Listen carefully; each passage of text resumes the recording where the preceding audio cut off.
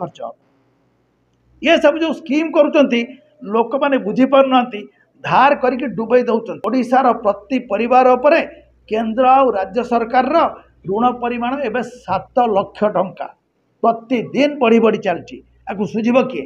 आम मुख्यमंत्री ना प्रधानमंत्री ना विरोधी दल नेता कई सुझीबे नहीं क्षमता उपभोग कले पलि जीवे तापरे जिते धार न सुझा हो पार आपण मैंने जानते 2-3 वर्ष तले श्रीलंकार कौन है धार सुझी पारे नहीं सेठी हणाकटा है इलेक्ट्रिसिटी मिलला नहीं गैस मिलला नहीं से ही परिस्थिति उपजीव तेणुक मोर समस्त अनुरोध ये भाया परिस्थिति